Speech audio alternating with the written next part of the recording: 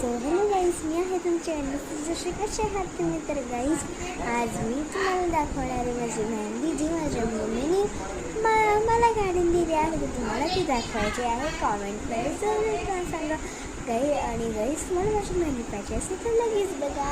चला मी तुम्हाला दाखवते. मित्रांनो, ही आहे माझी मेहंदी.